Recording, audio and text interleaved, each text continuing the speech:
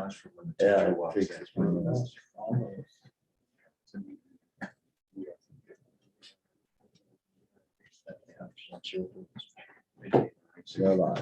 Yeah, if they do. Let's go ahead and call this meeting to order. Looks like we've got everybody present, just in the nick of time.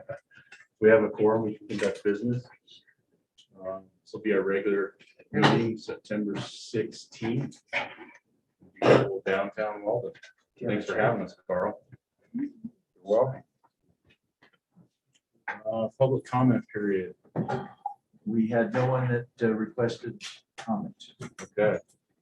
Minutes of previous meetings, a new version's been put in your computer, so hopefully everybody's had a chance to see the fine minutes. Is there any questions, corrections? I moved to approve them with a change. I was on at the meeting. Action, item H, that be changed to fiber contract, amended fiber contract. Okay. And Scott, I was at the meeting. I don't have it there. you can add Scott. to your And motion as well. and the change that Scott seems with it. Okay. Anybody else? So what's your change? Under, For item H to put Oh, revised. amended, or amended. revised. Yeah, amended. Amended fiber contract. There you go. Okay, I had a clarifying question. There's a bullet that says the GM discussed the need to terminate the existing exclusivity agreement due to entity organizational changes. Is that with regard to the property? No, that is the exclusivity agreement that we had for power supply. And they changed their name. And so the one that we signed was with their original name, and then we signed the same agreement with the revised name. So they were Aravon, and now they're Crossover. Okay. Should we have any clarifying word in there? Or otherwise, if you're reading this and you're not familiar with Aravon versus something else, it might be confusing. Because it just seemed Where we at? exclusivity agreement with who? Except for what? Oh,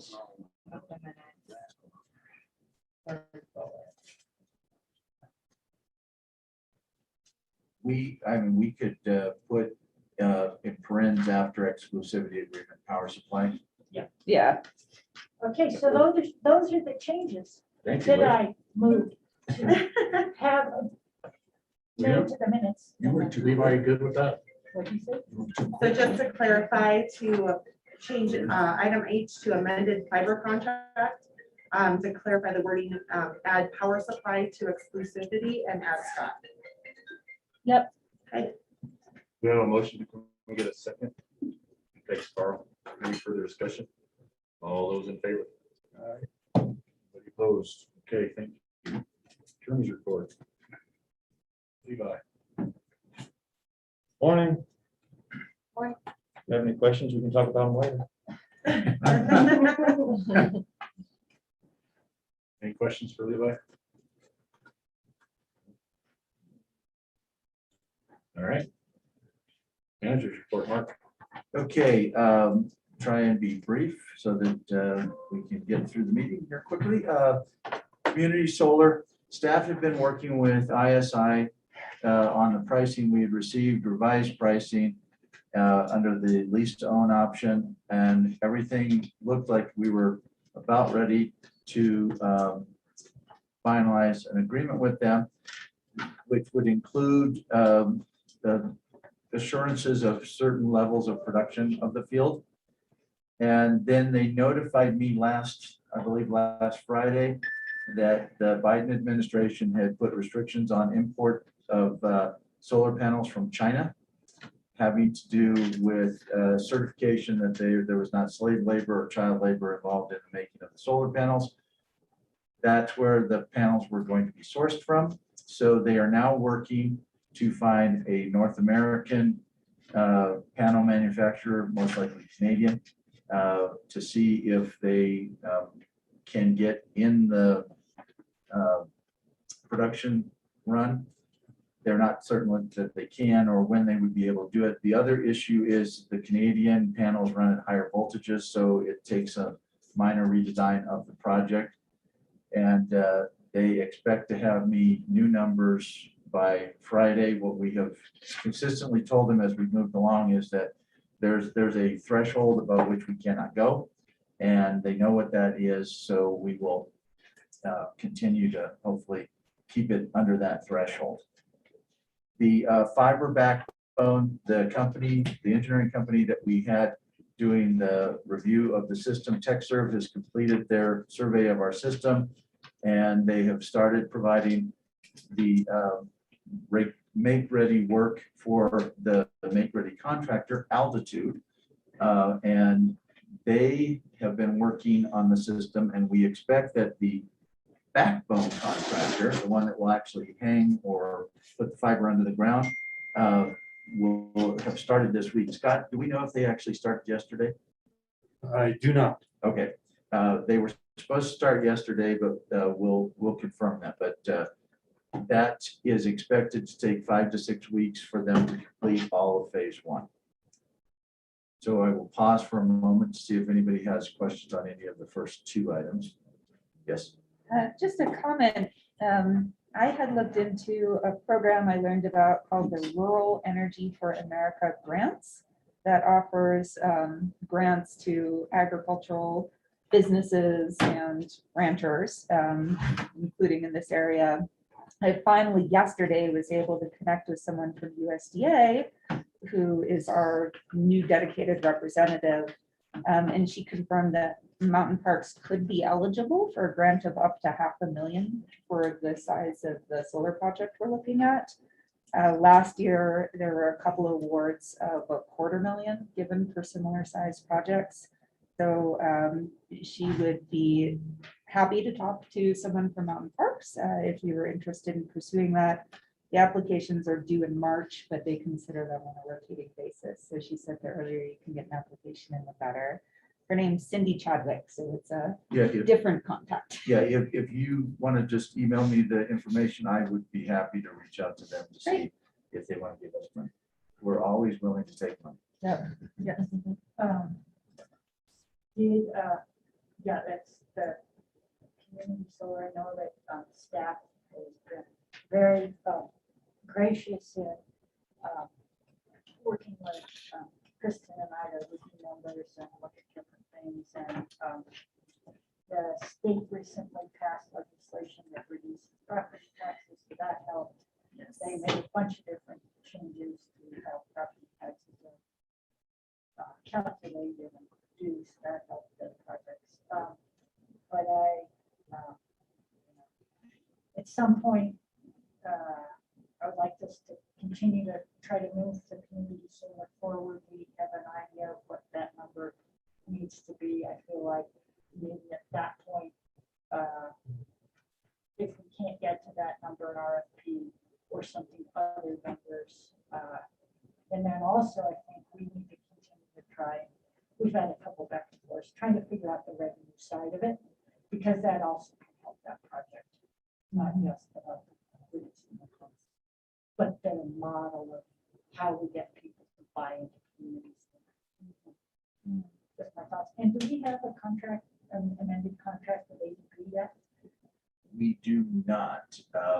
I believe that, It's close. yes, we worked with Connexon and ADB to finalize what it was. They sent it back to us. I believe we've sent it to them, and they sent it back to ADB, and they sent it back to us. Did you see that I sent the two yesterday? I sent you the comments. Yeah, and then I sent it to you to just review one last time before we send it to ADB. I didn't see that. I No, didn't. so we got it ready to send to ADB. Okay. We'll have it to- We would expect next week. Technically, we have a signed contract with ADB. We have an amendment that we've been working on to that, that incorporates the new design that we are using. And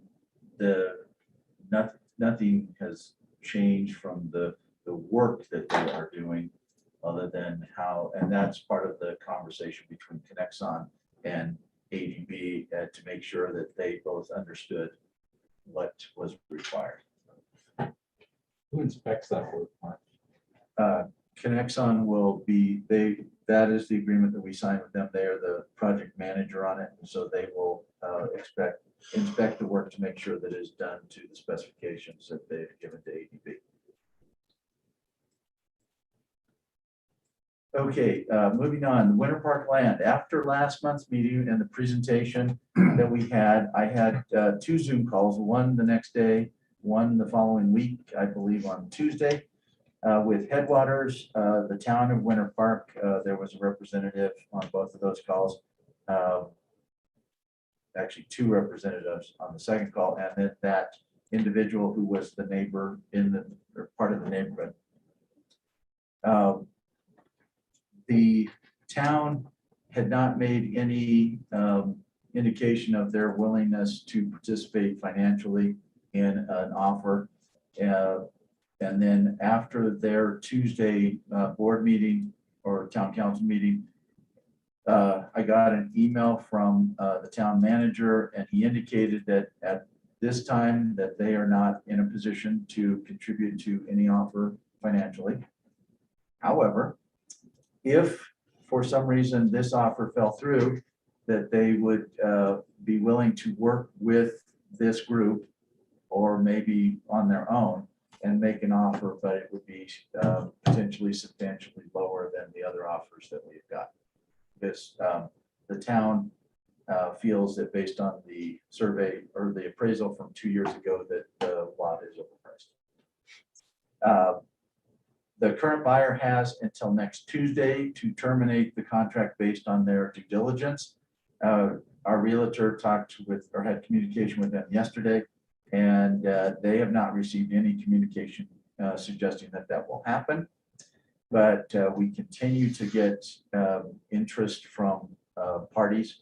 Nobody else has made an offer. However, she believes that there is one that if the offer was to fall through, they would step up and make an offer fairly quickly. So a sale, assuming this buyer does not terminate the contract, the sale is scheduled to close on September the 29th. Mark, a quick update on one of the last requirements for closing is the partial release from RUS. And in typical RUS fashion, they had some changes to the release that are frustrating at best. Stacy, did you see that email that I sent you? No. There's no. Your email must not be going through, because I didn't get it. Must be. We must probably be blocked filtered- you. Must have been filtered If you out. sent it yesterday, I didn't. 2 days I ago. was busy. And if you send, Anyway. if I was on it, I did. So that's the last remaining item that I'm aware of that we would need to provide for closing. And we That- did and get we're the dependent on release from RUS. CFC. Yeah, except, right. the Now release it'll is have to different. change. Well, yeah, I'll have to look, their signature page. You might be able to just slip page it, so. Okay. I have it. The next item was the FERC settlement.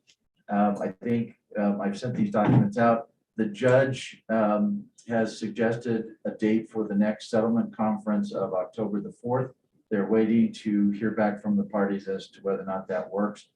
Typically, if the judge suggested, the parties make it work. So I'm fairly confident it will be on October the 4th.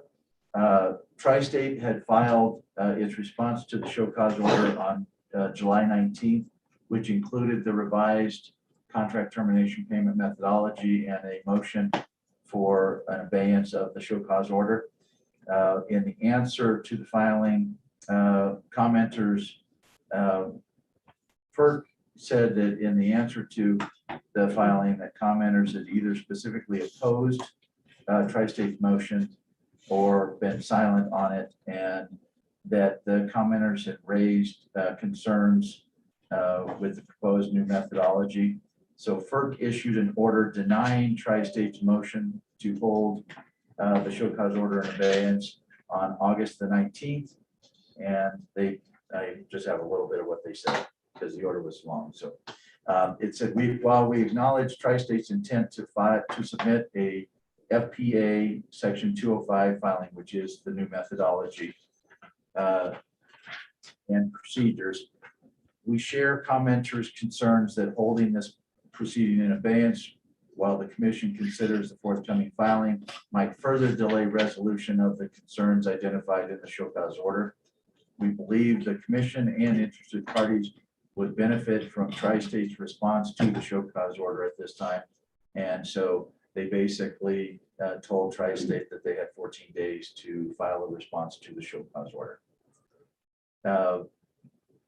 So at this point, it's back in Tri-State's court. They will file something and then it will move forward. What I think the commission is trying to suggest, and it's just my interpretation of it, is that they think that Tri-State addressing all of the issues that they raised will help in the settlement process. I'm not sure that that will be the case, but at least that's what they're trying to do, and they're trying to push it more to be resolved in a settlement process as opposed to them having to make a decision before the settlement process has been completed.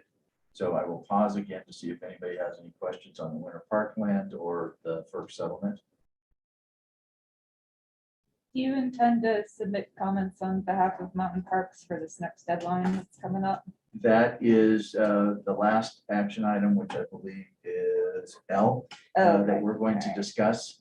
And I had a conversation with our Tri-State membership representative, Peter Russin, this week about comments, and told him that we were going to discuss it at the meeting.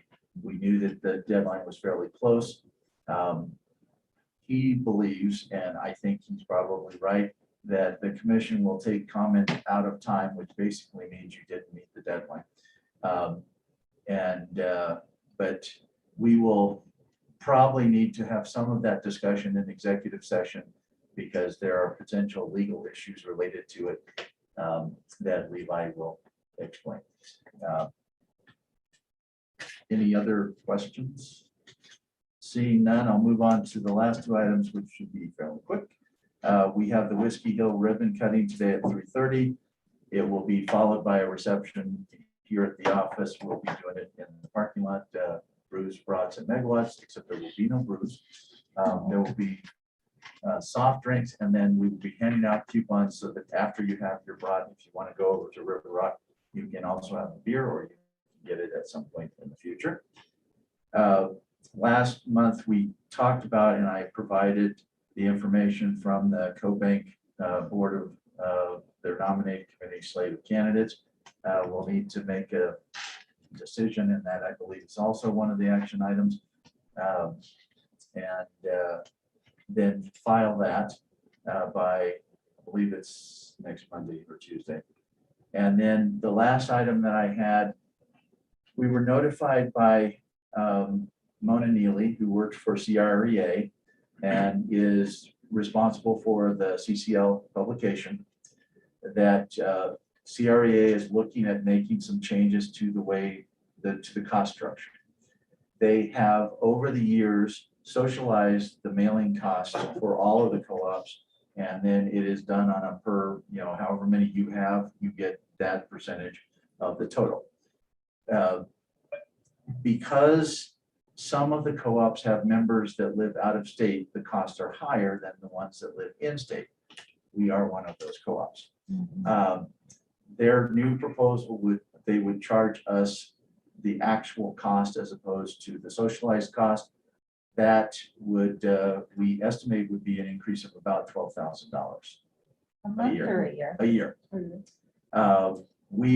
Rob and I are working to identify some ways that we can reduce our overall cost, which would potentially lower or eliminate that $12,000 increase from what we spend currently. And Rob, we are currently spending on an annual basis, I think it's 86,000. $86,000. $2.50 a member or something. 86,000 is the budget. Yeah.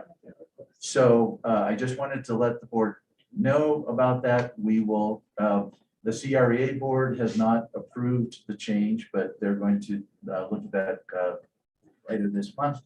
And then if they do that, then we'll look at ways that we can potentially lower our costs. We do know that there are some instances where if a member has 3 accounts, they get 3 copies of the magazine.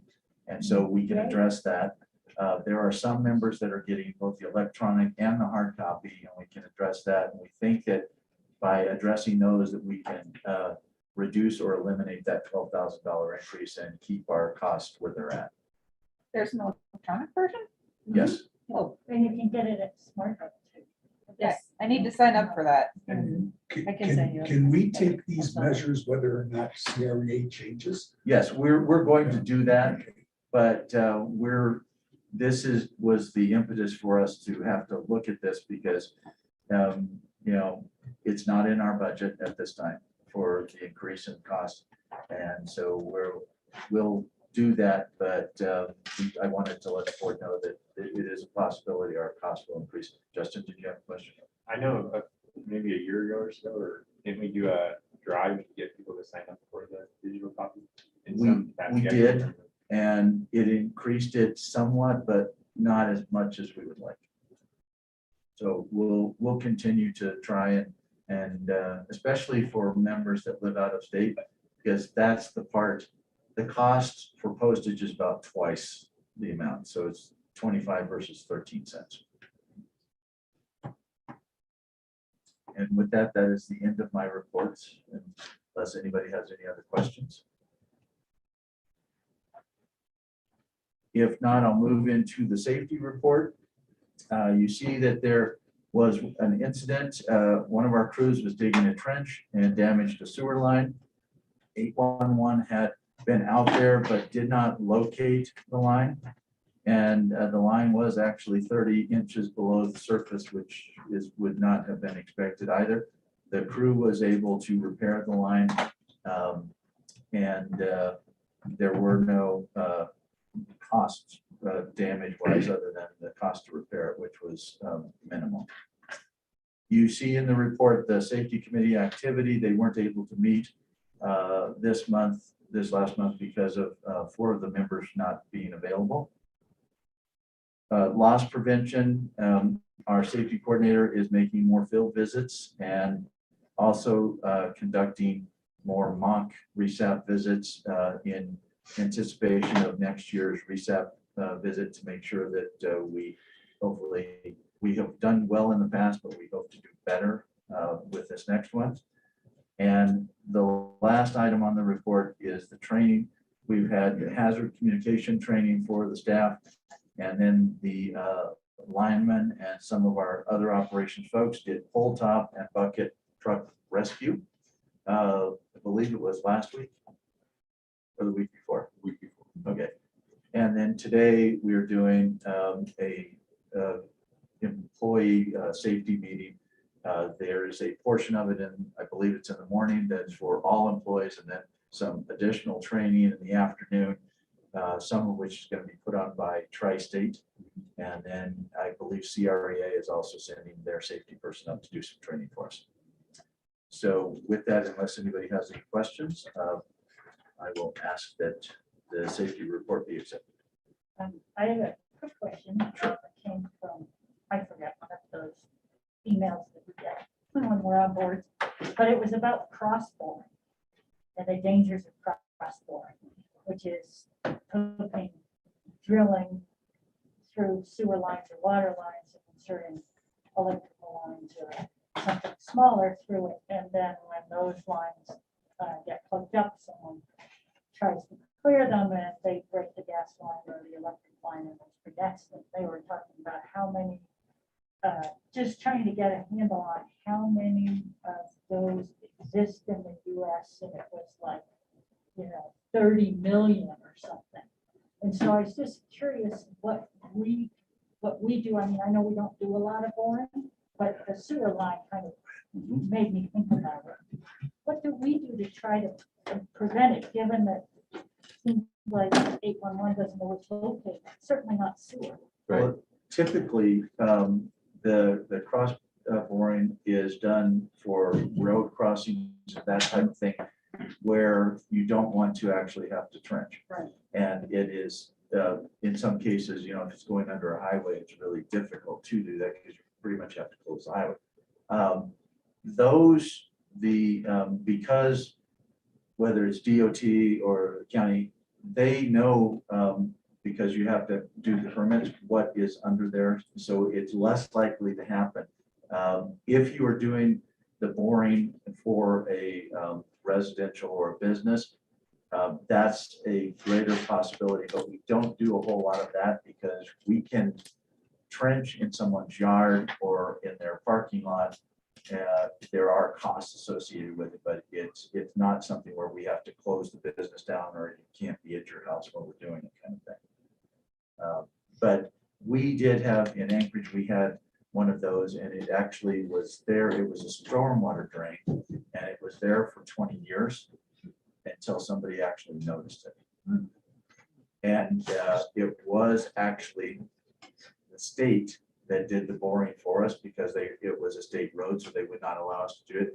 And so they bore through their own storm drain and put our conduit through it.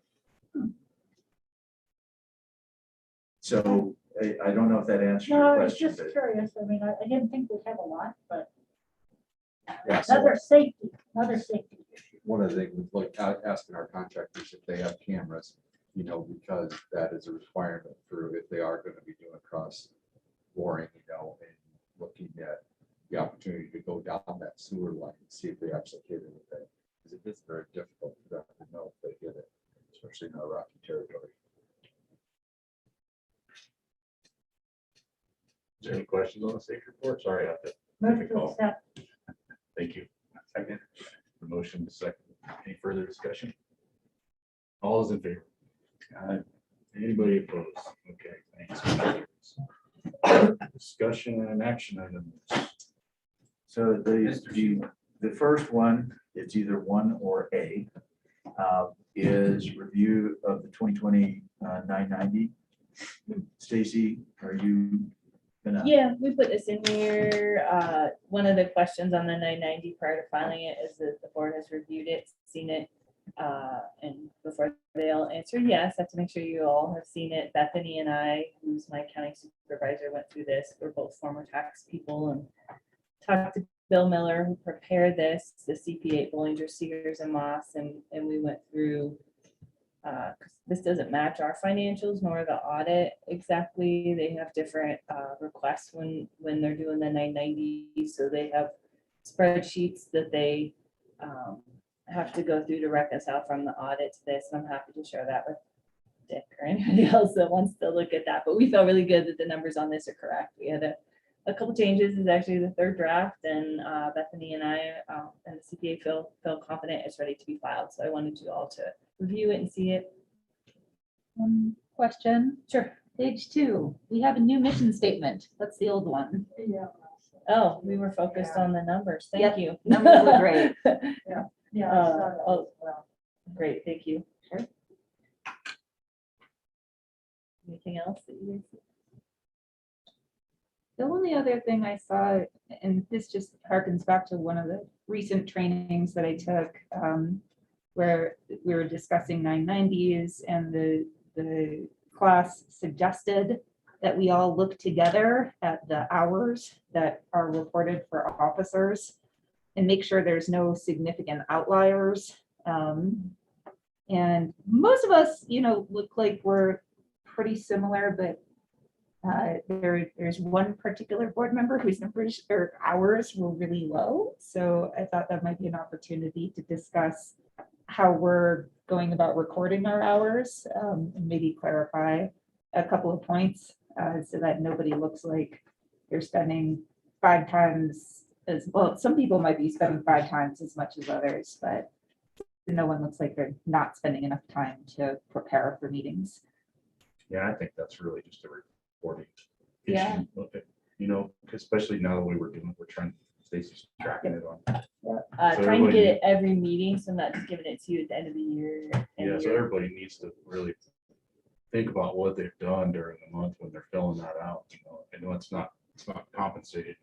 Yeah. Per se, but you need to get credit for those, all the time you're spending, because. You spent some time doing it. Exactly. Probably some of those hours, I mean, yourself, Liz, you work in that field. Yeah. I mean, Yeah. you can easily, that helps not just the education. Yeah, for sure, for sure. One thing that I was curious about, Stacy. Yeah. Because I find I do like as I've been chasing down a childcare thing, it's like 20 minutes here, 30 minutes there, 2 hours here.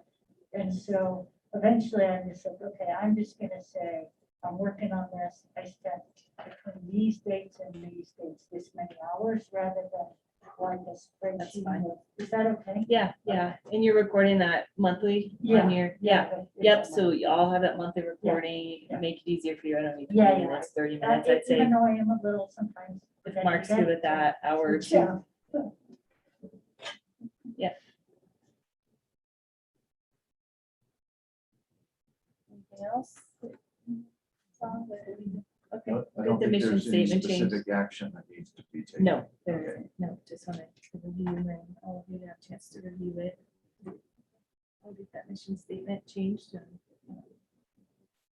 Thanks, Stacy. So then if we want to move on to item B or 2, depending on your agenda, it's policy A1, the educational fund. It's up in the rotation. Levi has reviewed it. And there are no suggested changes to it. He did change the name to Education Fund versus Educational. Fund, but that was Okay. And I just noticed there's a period missing at the end of Roman numeral 3. I was gonna comment on that. I caught it. Nice try, Liz. I move to approve the education fund policy number A1 with the following change, a period at the end of 3. Thanks, Liz. And make it Motion by Liz. public. Oh, and make it public. Second. Second. Second by Kristen. Any further discussion? All those in favor? Anybody opposed? Okay. Do we make our 990 public? I know we, in yours, we have others. It's like- Yes, the board decided last year to make the 990 public.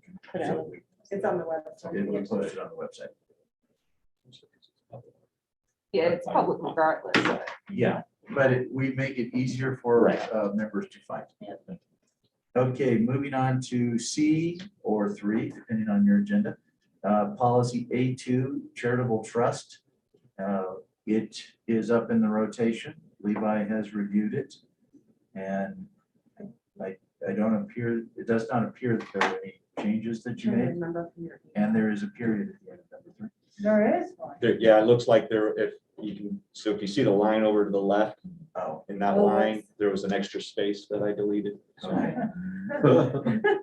And how much Money did well they spent pay on that you? list. Yeah. Money well spent. Just that, I've never actually seen a trust docs. Is that something we could put on the, on call to order or send out or something? I don't know, right? The charitable trust? Yeah. Yes, we will find the documents and put them on the call to Those, order. yeah. Okay. Is that good? So board members. On the, yeah, just on CTO. Okay, yeah, make a note, charitable trust docs on the website. The Stacy, run those by me. I can't remember if there's been amendments or anything. Yes, Before you put it- there was yeah, one okay. amendment 10 years ago. I don't know that You we're. want to just email to me what you're going to put on there and I'll take a Sure. look at it. Is Make it going sure. on the website or on call to order? No, on call to order under Yes. resources. If you could email it, then we have to. Are these policies actually official if they're not signed? I noticed the last 2 were not signed by anyone. It's because they haven't been approved yet. They get signed Well, they after you were approve. approved in 17 or. This is the revised. My understanding is there are signed I versions. have a copy of the signed version. These are our Word documents that are adjustable. Once they're finalized and approved, then they're turned into a PDF and signed and then filed. I thought So- that the last ones that we've been presented were signed by whoever signed them at the time they were approved, And I think. like 6, They 8, may have been at some 17. point, but, and the answer to your question would be yes, if the board's approved it, it's official, whether somebody signs it or not, But they're all. but we do have signed. If they don't get, I don't want to spend too long on this, but if we don't revise them, then they remain so that it says, let's say this one you didn't take the space out of. It could just be revised date 6/8/17 and then the old signature. No, we. No, we we still- reapprove. We would Yeah, still, do every time. even though we don't make changes, we use Shows that it's been revise reviewed. as we looked at it and discussed it. Okay. So that revised date Well, will change. Yes. Oh, wait. Do you change the revised date if it's reviewed, not revised and approved, or do you just change the date at the bottom when? If it's Have always added another date because we always at least reapprove. So under the, you're saying on the revised date, you always add that? Okay. And then where the Yes, that's president correct. signs. I just wanted to make sure we were all talking about the same thing. I was like, okay. The date I And I'm fine with that. change here because it changes depending on when you approve it, Right. and that's when I change the date. Any more questions? If not, can we get a motion to approve? Thanks, Liz. Second. Thanks, Mark. Motion and a second. All those in favor? Anybody opposed? Okay, motion carries. Action item D or 4 is review of the company benefits. We will do that in executive session, so there's nothing to review at this time. I would request that we take items E, F, G, and H, which are ratifications of actions the board took at the last meeting. The first being ratifying the amendment to the fiber contract. Second, ratifying the CFC delegate. Third being ratifying the CFC elections District 7. And the fourth being ratifying the decision related to the Nrca delegates. So those would be items E through H. We briefly summarize the delegates for everyone's. The delegates are, Dick is the primary and Jeff is the alternate. Because both of them are going to be there. Dick, because he is part of the resolutions committee, and Jeff, because he is the board president for CREA. They're holding them virtually too, so I think if there's an issue, we should still be all right, so. As far as COVID.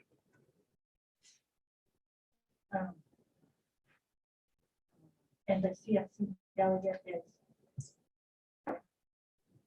And let me see if I'm trying to make one here. Is this CFC's? Yeah. Yeah.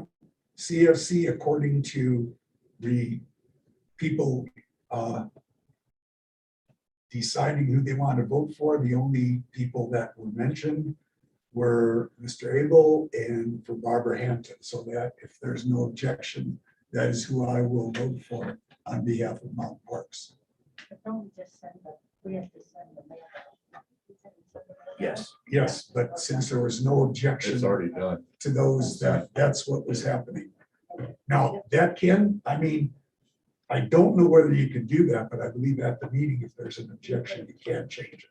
But hearing none, that's what'll go forward. And then as far as Nrca, I don't think that's in here. No. The person who's up for reelection is Joe Martin. And I haven't heard any objection to voting for him. So if I don't hear any, that is what I will do. There's no one running against it, right? Well, someone can come from the floor. So I'm just saying, as long as there's no objection, that's who I will vote for. Why is he running? Why is he running? Does he have a platform or anything?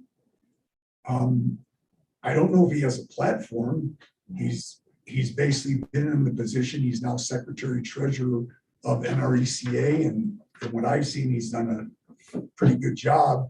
And, so, he seems to have our best interest when he goes out there and he reports back fairly well, gives good reports, so unless there's some other concern, you know, Is he Yeah. supportive of Nrca and what Tri-State's trying to do nationally?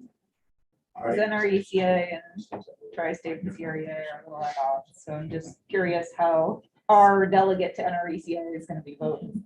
that I don't know, because you know, I don't think anybody's questioned about it. Maybe you should, as a Well, delegate. that is okay. If that's what you wish, I'll be more than happy to speak to Joe and find out what his position is on those things. And I will report back. He was being Kristen too in line to be president if he goes through the progression, Yeah. which would be good to have somebody from Colorado there. so, Yeah. yeah. I don't know the guy, so I have to rely on you to ask, you know, should I be supporting him? He's always, well, I mean, if we ever get back to regular meetings, he's pretty approachable. I ran against him back, I don't know, 4 years ago. And there were three of us that ran, and he was elected, and I don't see a problem with him. He's always had at least Colorado co-ops in mind and everything he's done. And I haven't heard any other people complain about what he's done. So, you know, as far as I'm concerned, I think he does a fairly good job. He is from Mountain View, which I know you made a comment at some time about you're tired of Mountain View running everything, but he is a member of Mountain View. And a board member. Yeah, and a board. I think he's our board president. Yeah, I think so. I believe he is. When they did Yeah, their that's virtual impressive. meeting, he presented. He owned hotel chains. He owned a number of them out Yeah. eastern Colorado. I don't know whether he still does or he's passed them on to the younger members of the family. Okay. Any further questions on those 4 items? Dick, how do you plan to vote on major Nrca resolutions that are coming up? Well, Further down. that's further down. Oh, We're on okay. the- Yeah. All right. I just have a question. So we're ratifying the decision that allows you to sign the amended fiber contract when the amendments are done. I was, yeah, so I was looking for the Well, minutes to no. confirm exactly what we did last month, and I really, Last month, this was the make ready. Because we did not put forward a amended fiber contract because there was not an amendment at that time. So these should be ratified the make ready contract signature. You actually took on a make ready contract. Actually, I think we can eliminate E because I don't think that we needed to do the make ready out of. I don't recall if the make ready was It was on the agenda 10 days in advance.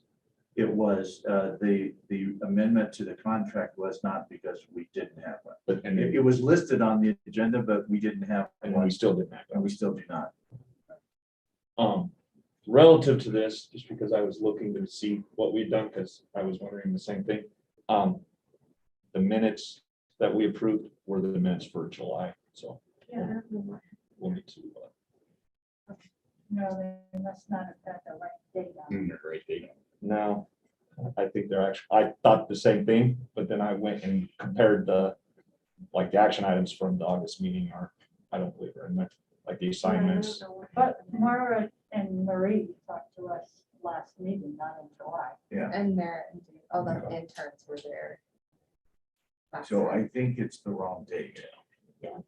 I think we just talked about the same issues over and over again. Well, so the August discussion items were, A was assignment and assumption of solar lease, B was considered consent to assignment of solar lease, C was ratify underground contract. No, I don't see those in the July. Well, The H, August, this is the agenda from August. Right. yeah, H was the make ready construction contract. Yeah, so, okay, so where in the July minutes are those action items? It should be We're in August. September. We're looking at the August Well, We should be looking at the August minutes, Yeah, right? we are. And we are. So And we it are gonna August should adjustments. say, Or, yeah. it should say, which I didn't catch, I just read the minutes, but it should say that. Oh, they are there. I was moving back and forth. You were, and so I was in Sorry, August looking at date is the, incorrect. those The July correct minutes. minute. It's just the date. Yes, it's just. the Awesome. date. Yes. Okay. Trying Um, to. Okay, I so, will fix that. Hey, I'm the one that caught the date. okay, so, Levi, in August, we had, item H, the Yes, which make was ready just fine, make contract, ready. Yes. and it said that we. No would- contract was presented. Yeah, that Yep. we would bring it to the board because no contract had been executed. So And E can it be has taken been off. executed, but we have not brought that forward, so I would say that we drop E. That's the contract that Levi just No, had the final look at. No, that is the make ready contract, so the contract with Altitude. We should put their names in. just to keep Mhm. it straight. Yeah. I think. Make a motion to accept, what is it? Would be F, G, F, H. G and H. Second. Ratification. A motion and a second. Any further discussion? All those in favor? Aye. Anybody opposed? Okay. And then we will table E. Yeah. Bring that back in October. Are we gonna see You the will see the contract finally? All right. And hopefully you will see both the make ready and the fiber backbone contracts. So moving on to I, policy E4 deferred compensation plan. This was discussed at the last meeting and we made the change to at the end of paragraph 2 from splitting the equally between the participants in each plan to pay for out of the MPEI general fund. This was the discussion that we had, that we are currently sending bills to, well, we are billing retirees and it's done on their electric bill. And that I thought that it made more sense. And the hope is that as we move into 22 or 23, that we will get Nrca to not charge us that $1,000. I must approve policy for revised. Got a motion and a second. Any further discussion? Who was the second? Justin? All those in favor? Anybody opposed? Okay, thank you. Moving on to item J, policy E5, temporary housing policy. You note the changes that were made based on the review of management and Levi. And, Actually, these were talked about at the last board meeting. right, the but I changes. don't think that, did we actually have the revision in the minutes? I think so. And so I think that's, You do, yeah, so that, so I did want to mention something before we do anything with this. So we talked about reducing the policy to include only new or relocated employees. So that is the edits that I made here, as you can see. But my recommendation would be to keep this open to all employees for the time being. We adjusted this in May as we had some current employees, so this was just 3 months ago, who were also having issues with renting costs. We will not have employee housing ready for a while, as everyone's aware. So waiting until we do may be prudent. I just wanted to point that out. I did make a revision for the discussion that we had, but I'd like to consider keeping that part the same as we had it before. so is. So all is a employees. suggestion that we not change or approve a change to the policy now, or approve some of the changes that are in? Some of the changes. So the other changes that you all talked about, do a percentage, 50% of actual rental costs paid up to $1,000 per month instead of the flat 1,000.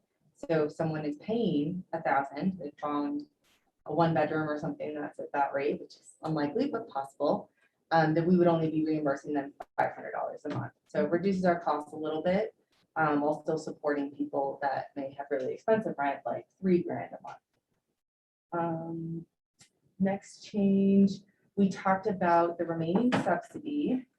If someone buys a home while they're renting, going towards the down payment of a home. So we could do that through payroll and tax it accordingly. And we get the paperwork substantiating that. And the only other change was that Mark and I are the ones that have been reviewing these requests. So I made that update to the process.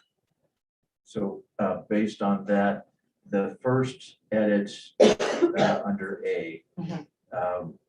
we would not insert the language and we would not delete that first set of language. We would leave it to say employees are eligible to receive payment from MPEI for actual rental payment made by the employee.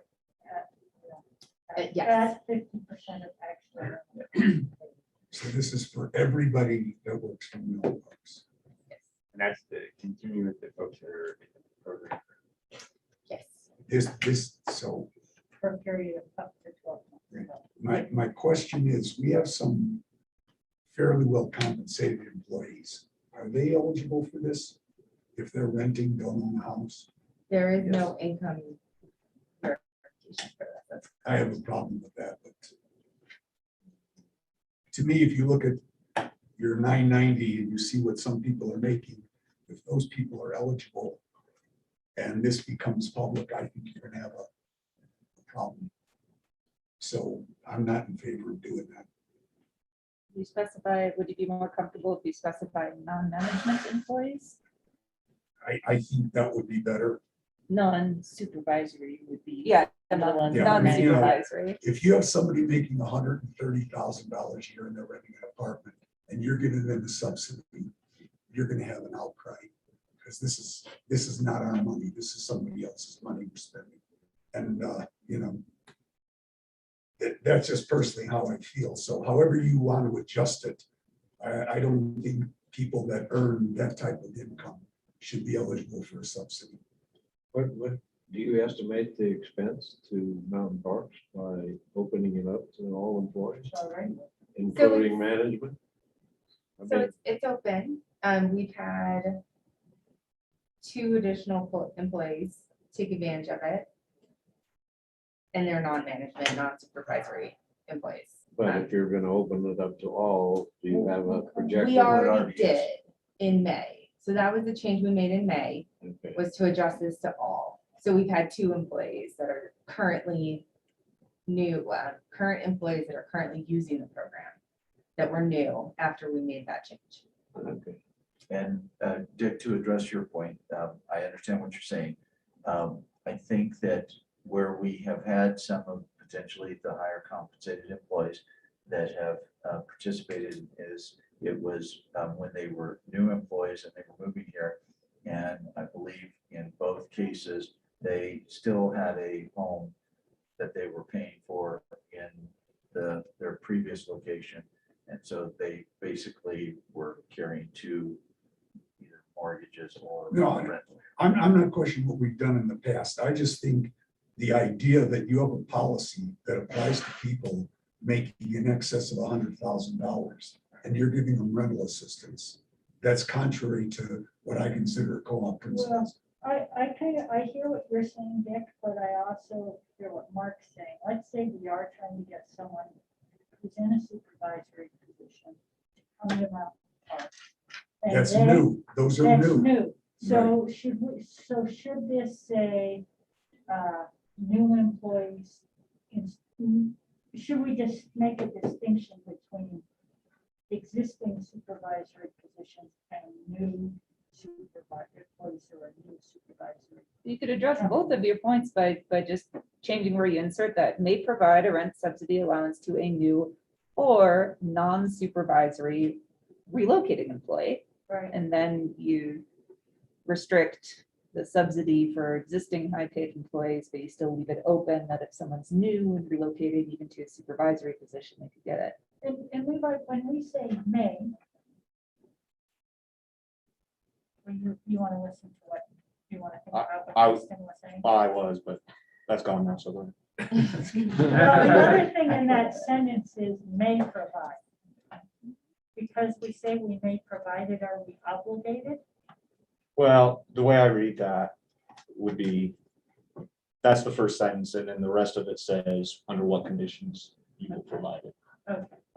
So, yeah, I mean, I don't think, without making the distinction between supervisory, which I want to drill down on that before we use that word, to make sure I understand who is and who is So not we- supervisory. Yeah. Before we do that, if we don't do that, you wouldn't want to, if you want to, You wouldn't want to use them. you wouldn't want to prohibit supervisory employees unless you put that in the policy. So management is an easy definition, supervisory in the way that we have used it is not. So I don't know And I that, don't believe that there are currently, and just check me on this, any members of management that are participating in this. There have been That's correct. some in the past, but there are not any currently. that's correct. Yeah, but there's management employees that are renting, so they could tomorrow take advantage of it. Like me? And you, and me, Oh, yeah. Right, so that's what Dick's saying. And Mark, He wants to change it so Yeah. that you wouldn't be. I think Right? that's I agree. okay, I Yes. think that's a good, But I mean, I don't want to take don't advantage of have it, but it the could, chance to so do how do I it. preclude? My point is not that someone's gonna take advantage of it. I just think that now that these policies are out in public, that is not an impression I'd like to be out there, that we're subsidizing well-paid people. Well, To get someone in to work here, I have no problem with that. But someone who's here, someone's established, and they can join into this. To me, I don't feel comfortable the way that's worded, and I don't know how you're gonna change it. But Dick, I guess I would point out that we utilize this policy for our linemen. Our linemen are extremely well compensated if you compare them to the other jobs within the area. And they are not supervisory in most cases, but they are still well compensated. They are in the neighborhood of what you are talking about. And so under that, if we are trying to set an income limit on it, then it would eliminate most, if not all of our linemen that would be coming, because they wouldn't be eligible either. And we still have trouble recruiting and retaining, and we still have more expensive rent than a lot of other co-ops that we're competing against, or utilities or municipals. And so that was a large part of the discussion originally in May, when we changed this. you can parse it any way you want.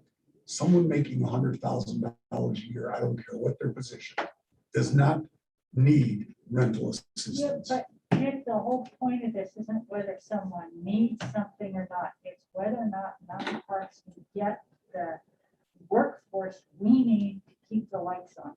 But And if we can't get linemen, because when they can't come here because it's gonna cost them $1 gazillion in rent, and they end up, we've heard, and we can talk about how much you spend on River Run. We aren't gonna have those employees, and they keep the lights on. They go out every time the birds land on those lines and the trees blow into them, and they make sure it doesn't start a fire, and they turn it back on. And if they don't wanna come because it's too expensive, they can go work somewhere else. And I know your perception is that the members won't appreciate the fact we're what you would call subsidizing someone who doesn't need it. I think the members will appreciate the fact they have electricity and the system works. That's how we have to. I'm not approach it. disagreeing with you. I mean, that's my personal opinion, what I've seen and where our community is. That's the perception that's gonna be out there. And I'm just one vote, so, it's not a problem if everybody feels that this makes sense. You bringing new employees in for a year or so, whatever that is, I don't have a problem with that. Getting someone here, but after a certain point in time, I mean, I don't know how much rent is now, okay? But let us say it's $3,000 a month, okay? $3,000 a month for someone making $100,000 a year. is not as bad as somebody making $40,000 a year and paying $2,000 a month, and they don't get anything. So I'm just saying, the perception I have is we're very generous. And yes, we do have a need. But understand that this now is a public document, and the perception when people can't even find housing and are not making money like our employees are, you're setting it out there. And if there's the perception that this is not appropriate, then, we have to live with that. So I'm just bringing that point up. Yeah, for me, it doesn't matter, I mean, yes, this is a public document. It doesn't change how I feel about it, and perception. Liz, do you think that for an existing highly compensated supervisor that currently has housing, but maybe, renting somewhere differently, that they should be able to tap into this fund? Because like the restrictions Dick's talking about, I do agree would probably improve perception. And I don't think it would really restrict it that much. It would still give mountain parks the ability to try and recruit new employees. You could even add an exemption in here with like a little asterisk that says, unless they were displaced by a natural disaster, right? And then like. Or, we well, could- you could do it like health insurance. You have a major change in your life. Yeah. It's not just fire, it's family issues or medical issues or whatever. And I think to Dick's point, Dick's right. I mean, $36,000 doesn't seem like that much, but if you're an employee who can go to another co-op territory or move somewhere else and pay $12,000 a year in rental and put $24,000 into your retirement account for 20 years, which are you gonna do? Quality of life has to be pretty damn good up here. All right, I would And- like to and I- propose an amendment. And that is that, is currently amended, it says mountain parks may provide a rent subsidy allowance to a new employee or a relocating employee. Here's what I would suggest: experiencing hardship, who is relocating from an area. So just inserting those words, experiencing hardship, that allows management to interpret that. You can interpret it generously if you want. It doesn't necessarily restrict you, but I think it communicates to our membership that we're not just giving money away. We're, going through some tough times, and hardship could be your home burned down in the fire. It could be, you haven't been able to sell your old home yet. Kind of puts it on the employee too. Yeah. And they read this and am I experiencing the hardship? Do Yeah. I need this? Or, it's sort of, I like that. But I think So, one thing well, that's Can I in there- ask, I want to make sure I understand. I can interpret what Kristen's saying in a few different ways, especially in light of Jessica's recommendation. So you're saying, don't allow any existing, my first question is what Jessica was recommending. Are you saying don't allow any existing employees to take advantage of it unless they're relocating? I'm just looking at the existing language. I know Jessica Yeah. had recommended get rid of all of that and make all employees eligible. So the current policy is MPEI employees are eligible to receive payment from MPEI for actual rent payments made by the employee. So all employees currently being eligible. The language I put back in here that we discussed last time was what the policy was written like before we made the change in May. Changed it in May. It was okay in May that all eligible employees get this. I mean, we voted on and approved all eligible employees in May. But Jen, part of this came up when we had our employee housing. Right. And the reason was if somebody buys a home, that's a benefit to us, hopefully. And so it's great to be able to say, thanks for, you bought a Right. home. Let's give you the remainder of your $12,000 for that home because now we hopefully have something that's a long-term asset. Right, right. I agree with Dick and Kristen, but I also, but that's also why that's why we originally looked at this is partially to put it into somebody's house. Not just, oh, you bought a house, now you're not, well, you don't qualify. So Kristen, you made that in the form of a motion. Yeah, I did. And so was the intent to make So- it just new or relocating? My intent is that for new employees, anyone is eligible. For existing employees, they have to be experiencing a hardship. And how, I mean. And relocating or just a hardship? just- Not necessarily Well, relocating. I But believe. Relocating is in and there, so. Correct me if I'm wrong, Kristen. What Kristen is saying, new and relocating, that's one category. Existing is a hardship. I That the, get you. the existing Yeah. employee has to be experiencing a There hardship. you go. I like that. And the new employee, if we have to hire a new general manager. That captured in your. Say that again. Oh, you're okay. Current- Yeah, I don't like doing, I would rather bring it back next month personally before, I don't want to sign off the language we do on the fly, but, that also then gives you the chance to change it again. Okay. So we I'm do not it. sure which way I want All to right, go. so hearing what they just said, we've got a motion on the floor. Is there a second? Except I don't think the motion on the floor is how she actually wants it. Well, no, but the motion on the floor was to accept it this way, I think.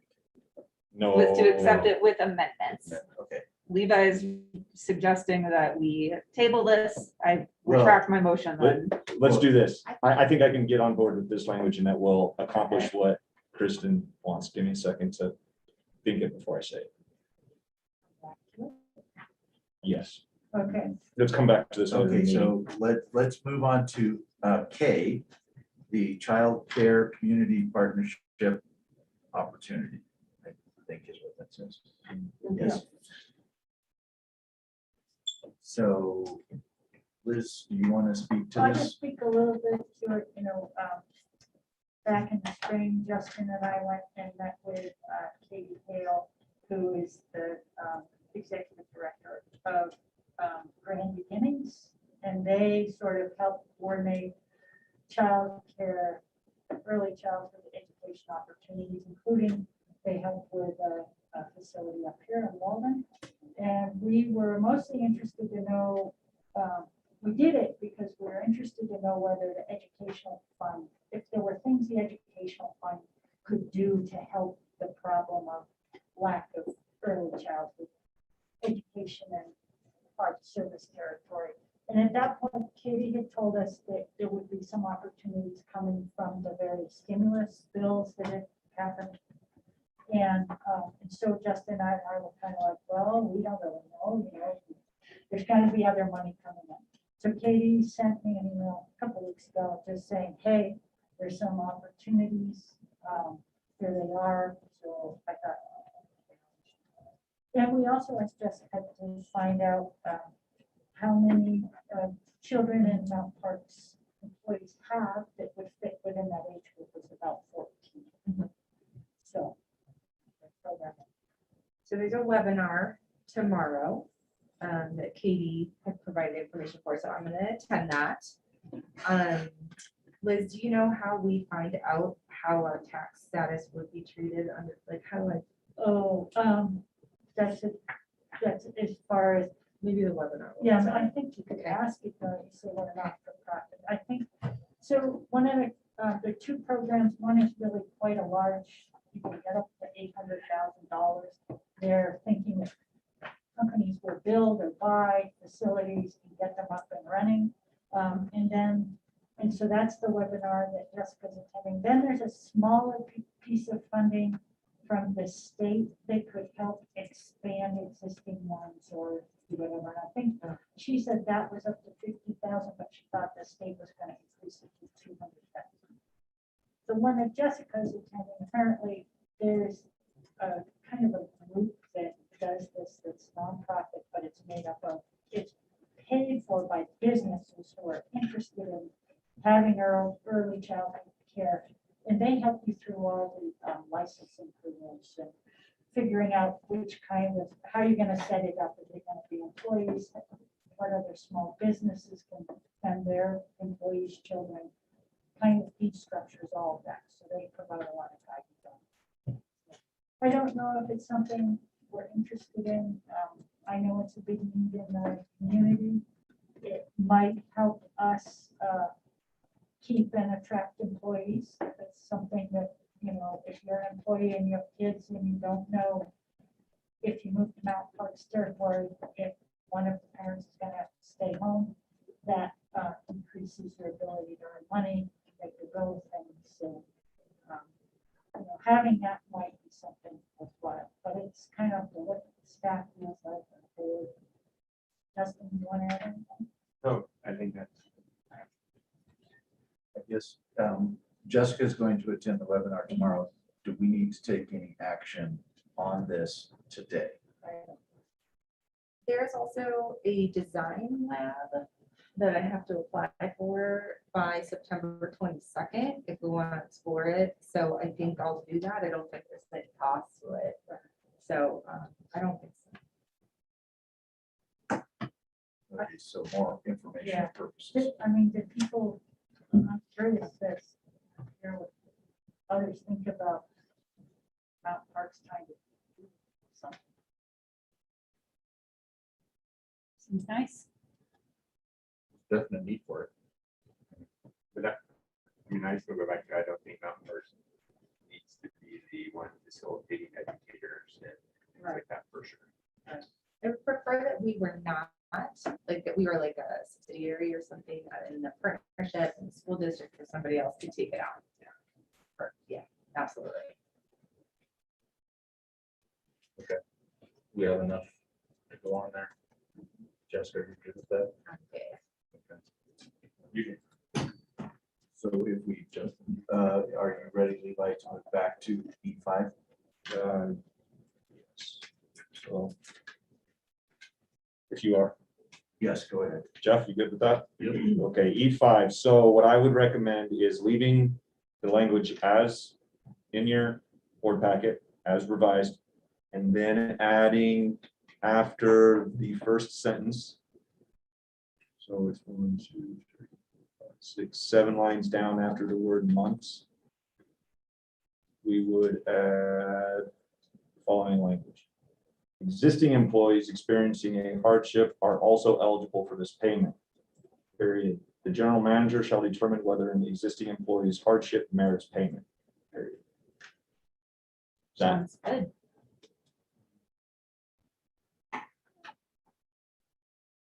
Kristen, you want I move that we accept board policy E5 with Levi's amendment. You have a motion? Is there a second? Second. Second by Dick. Is there any further discussion? Does everybody understand it? All those in, Well, did you have a question, Carl? Okay. all those in favor? Aye. Anybody opposed? Okay, motion carries. Mark, let's take 5 minutes, Jesus, before we get to L, is that all right? Sure. I think if we take 5, then we do, yeah, it'll still be I think on track. Yeah, that works. Yes.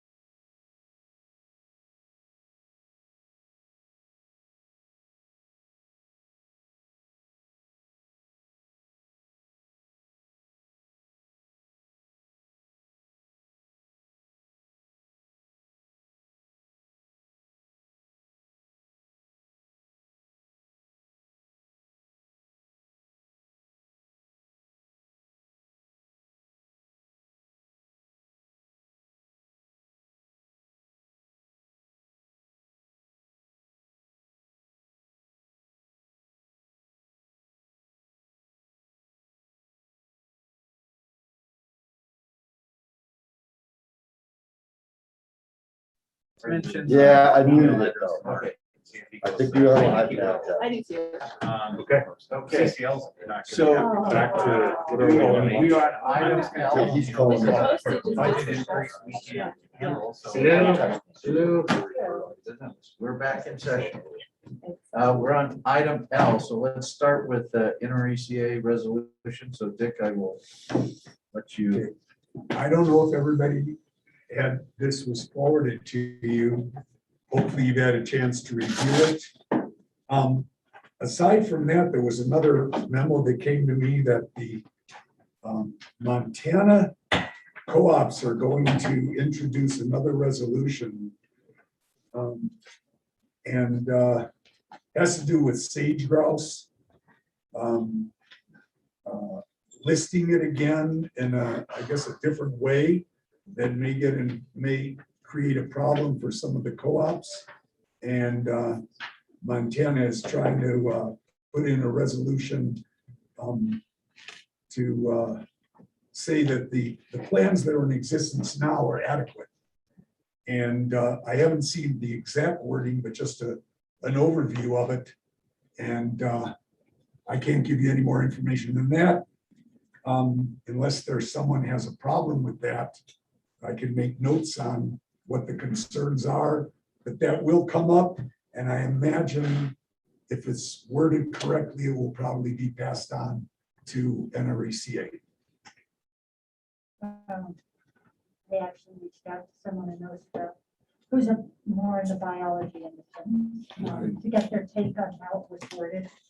Because it says if the sage grouse is listed under the Endangered Species Act, we urge Nrca to ensure that states with effective sage grouse conservation plans are allowed to follow their state plans and to ensure that additional Endangered Species Act requirements are not imposed within those states. The comment was that in 2015, there was a greater sage grouse management plan hammered out several years between a large and diverse group of stakeholders across the western states and BLM, and it protects the sage grouse habitat on public lands, not private, and that's what should govern it, not individual state plans that are changed by the states, and that listing is the last resort to protect the species. And so they didn't think that this was wise because it doesn't really talk about who decides whether the conservation plans are effective.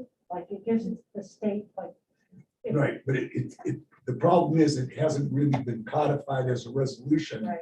So we don't know what the wording will be. My point is if anybody has an objection to any of that, let me know and then I can bring that up when we have our discussion. That's the only thing I can do because there is no detail as to the wording. Right. Is So- there a copy of the Nreca resolutions in our board packet or here? I think send it out. I sent out, but here's a copy of. if you Yeah, wanna man. look at it. Thank Yeah. you. Appreciate that. Did we include them last month? I don't know whether we Well, included Well, you them. might have put them in there too. Yeah, I'm going back to look. Just updating.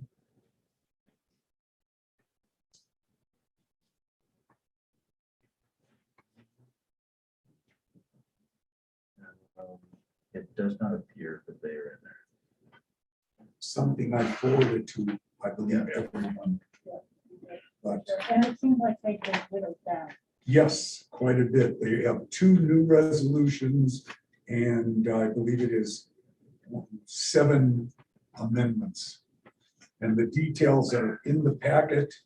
And if we want to discuss them now, fine. If not, if anybody has any concerns whatsoever, just get them to me and I'll run them back to the board if you want me to ask any questions or vote in a certain way on any of these.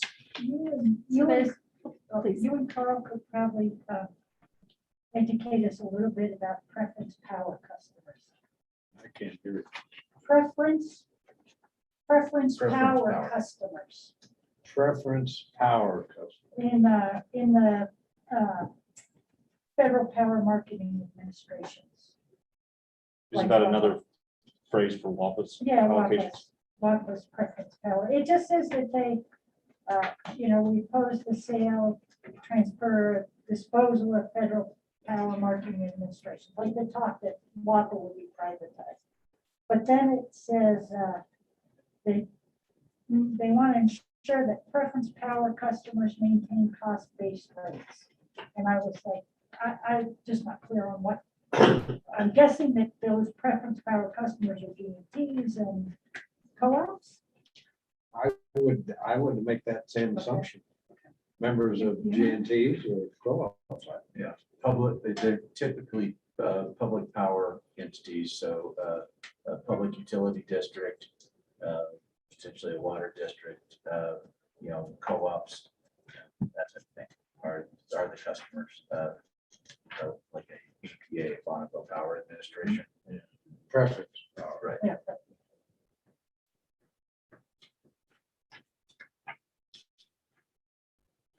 Which of these resolutions is the one that we, or rather CREA, advanced?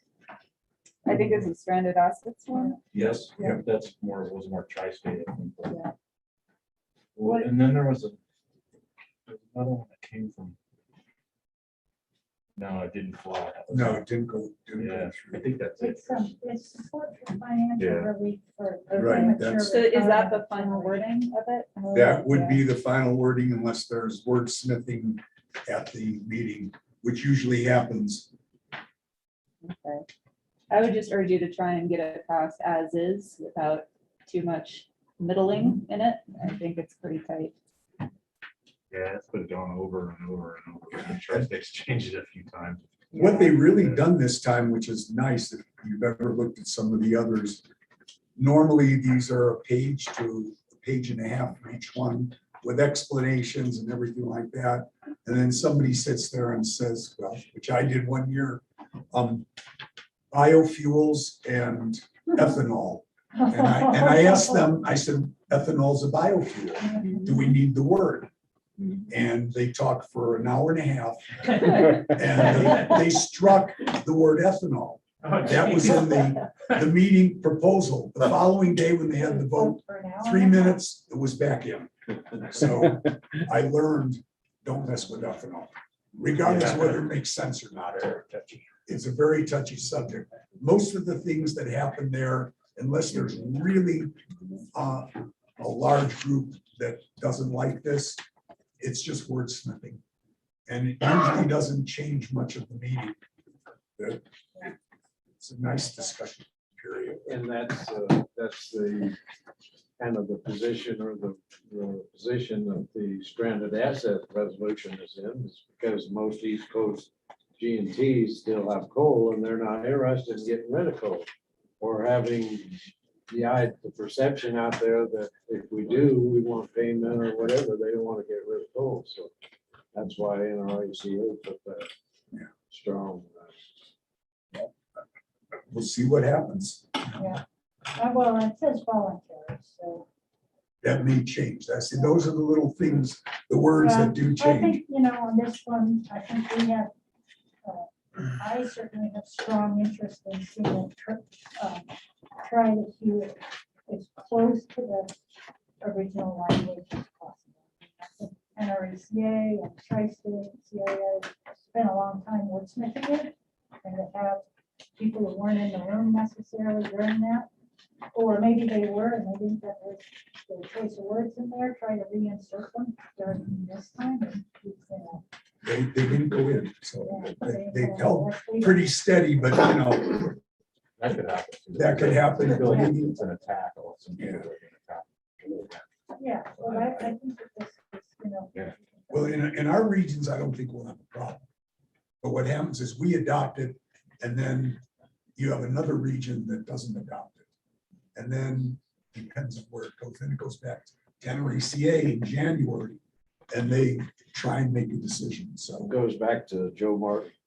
yeah. And Joe, representing us, usually takes what we have to say and what we've approved forward. So we haven't had a problem with that. Any other comments from anybody on the resolution? We're gonna take Go the, forward. we're gonna take the. Well, hold on. We have the the tri-state FERC filing and the possibility of comment. Oh, I thought that was an executive. I'm sorry. Well, it's listed as a discussion item. I would suggest, because of the potential legal issue with that, that we move that to executive session. Okay. All right, so that gets us into staff reports. Mark and I talked, we're in a time crunch here. So we're gonna take all the staff reports at once, as a lump. So you guys on the hall have had a chance to read the reports. Do you have any questions or comments for staff? On any? I have one. Go ahead, Justin. I know that Williams, this is in Scott's, the Williamsport contract is potentially coming up. Yeah. That, I know right when I started on the board, we briefly looked at if we at the time did not qualify because of the all power contract. Is this something that we could potentially look at purchasing the power from Williamsport? Unfortunately, no. Denver Water has to sell that power to WAPA due to some previous agreement. Okay. And so they will not renew their contract with Tri-State, and they're not making it available to anyone else. They have to sell to WAPA to make up for something related to Dillon. And they have deficiencies that come up related to their agreement with WAPA, and they utilize that power to clear those deficiencies. Per your note, will we make some money on sending the power over our lines? We will have to determine how we figure wheeling charges, but yes, we will definitely request wheeling charges for that.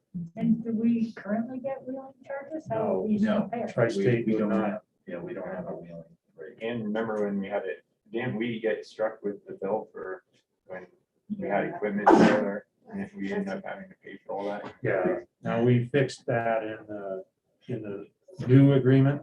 We put that language in there that we would get reimbursed for replacement of that. So that situation was under the old agreement. But Tri-State would not allow wheeling charges at that time. Their thought or their position at the time was that we're getting the power somewhere else on our system anyway. In this case, it's going strictly from Denver Water to WAPA, so we're a middle party transport, and we should be entitled to. And we did have a call with WAPA, or no, it was Denver Water and Tri-State Mountain Parks. And we discussed that, and we talked specifically with Tri-State about developing a rate that would compensate both of us for moving the power from Denver Water to WAPA. So it'll go up on Tri-State lines for part of that, rather than it stay on our distribution. Well, it depends, because it depends on where they deliver the power, but what we wanted to do is not create something that was really difficult for Denver Water, but make sure that both parties are compensated fairly for their systems. WAPA's system starts at 20 at Troublesome substation, so the delivery point should be at Troublesome. And so what we're talking about is wheeling over the line between the dam and the Troublesome substation. Tri-State owns the power transformer at Troublesome, Oh, okay. so then they would have to wheel through that transformer. Oh, Do you have anything else, Justin? That was it for Scott. I had a general question. I think I've asked this before, but I know we employ or we get Dan is retiring our full-time locator. Yes. I can't remember the answer to this, but if somebody calls 811 to have lines located, and I know that our locators are also locating for Comcast and other things at the same time sometimes. Who's ultimately paying for that? Is Mountain Parks just strapped with the bill of all our locators' times, or part of that coming from a public? No. Go ahead, Don. So right now, we're doing a pilot project with USIC, and they're locating for us that now that Dan's retired, and they charge us per locate just for the electric, not for any other communications that they have. So I'm able to track that on a daily basis through not just 811, but also USIC's website. Okay. But it's an obligation that we have to the public that whenever somebody calls. Yes. Okay. Yep, it is. Just one comment about engineering. I thought about this for a while, never said anything. The department statistics for August are interesting, but I have no context, like how does this compare to last August? Or how does it compare, where are we in the year compared to year over year? So it's just, I mean, I'm like, okay, I think they've been busy. They had 40 new service work orders, but it doesn't, unless I would go back and look at last year's call to order. I wouldn't know. So I'll put a graph in, just sort of thinking I'll about, put a graph in there Like- for next month. I'm guessing you can look at this and you know what it means as far as how busy you are. I actually graph it. I'll put it in next month. Okay. Thank you, Scott. You're welcome. Don, your comment that we're contracting with the underground locator Yes, sir. just for electric. Yes. So when they go on site, they don't locate anything else besides electric? No, they do. So that's the way they're keeping their prices reasonable to us is they're actually locating for, you know, in some cases it's the phone company, in some cases it's Comcast. When, going back to your near miss thing about the sewer line, we had them locate for electric, but not sewer line? No. Well, So somebody should locate this. So there would be somebody called out responsible for that, like the city of Winter Park would get actually a locate ticket that they need to come locate their water main or things of that nature. but you're, on this case here, you're telling me that we just located for electric, so we didn't really know the sewer line was there. correct? Exactly. I don't think we're talking about the same thing. Okay, I don't know. Well, let's see. Each entity that owns something in the ground, when somebody else is going to dig there, the owner of the utility has to go paint lines, locate it. Their own Their own utility, line. not anything. When we're else. digging, we call 811 and all the owners of all of those utilities have to locate their own utility. Oh, okay, but. You see what I'm is it a saying? Requirement? Yes. Yes. It is, and we have. So the locator's locating everything, but No, who so, pays for so it? the locator, there's a locator, this USIC, they're an independent contractor. It's not their obligation. It's the utility's obligation. If they happen to contract with that locator, whoever contracts with that locator, they then have a contractual obligation to us to locate our So electric line. who coordinates that the town of Winter Park has to locate the sewer line? Is that Town of our Winter Park has to responsibility? When you say I don't mean to paint the lines on the Well, ground. okay, I think to your question, if you call 811. 811 then, you know, coordinates with the various utilities and then, so the locator that we use might not be the same locator that the town of Winter Park uses for water or sewer.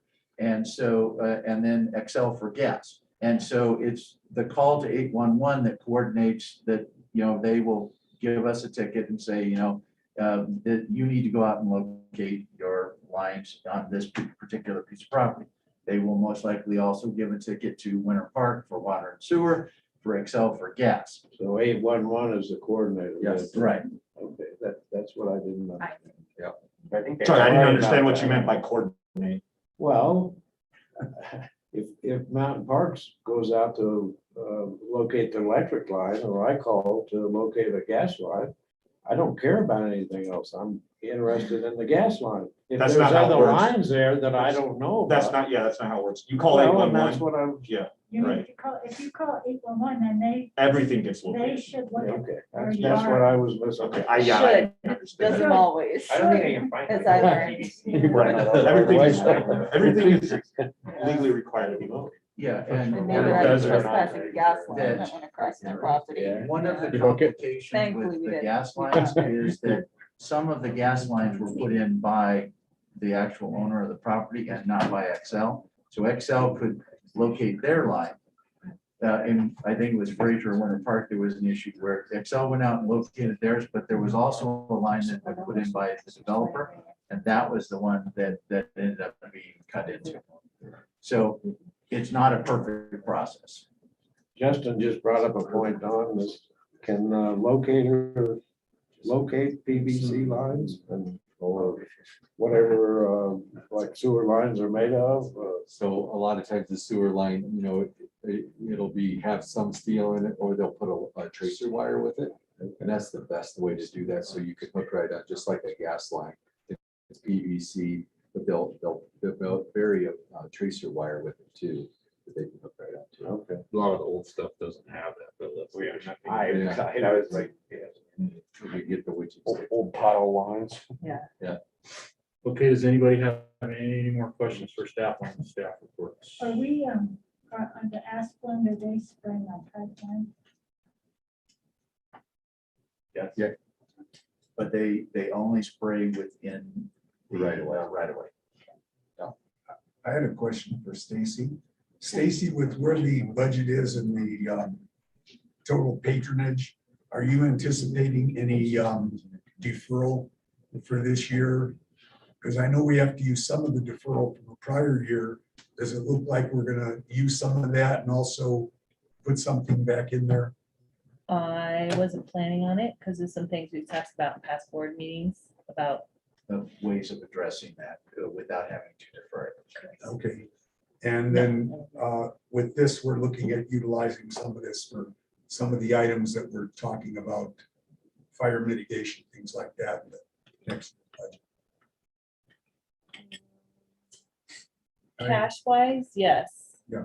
Yeah, no, it won't show up on the income and expense statement, but. Right, Because but I'm just saying that's utilizing the funds that are there. correct, yeah, Okay. cash, yep. Thank you. Can I add two things? Yep. So we had our Charitable Trust Board meeting this week, and Deb Bluhire is moving out of the area of our Childers. So that leaves 2 open spots on the board. Deb has 2 recommendations, but I wanted to check with Dick and Kristen, because those are representing your board districts. If you guys have anyone that you would like to recommend for those spots, you could email me, or I can tell you outside of here who they both recommended and coordinate that with the Both 2 of of them you, are if moving that's out of okay. the area. Barb's staying up here, but she's gonna be spending more time in Arizona. Deb's moved. Yeah, that's moving. I think it'd be nice to ask Peggy. Smith, that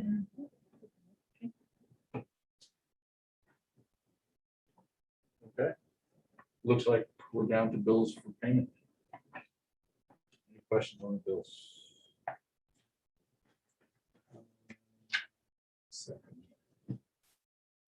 We have fire extinguisher maintenance.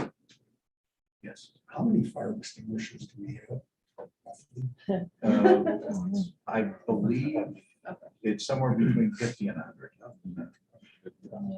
And they came in and they tested all of them and then put the updated tag on them. What we also did in this process is we went through and created a database and numbered each of them so that we know that number 1 exactly where it is, because some of the fire extinguishers have been moved over time and they just put another tag over them. So it wasn't necessary that one was where we thought it was. It may be in a different building. I was just curious, it's quite a bit of money for that many fire extinguishers. I don't know what Are they they in the charge. trucks too? In the trucks there, in the substations there, you know, obviously all over the facilities. $4,600.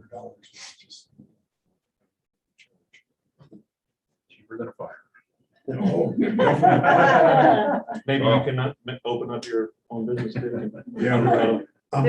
The other thing is dental insurance. Is that part of our self-insured, or is that something we buy outside of that? It is not the self-insured, it's through Guardian and it's fully funded. That's all I need. Charles?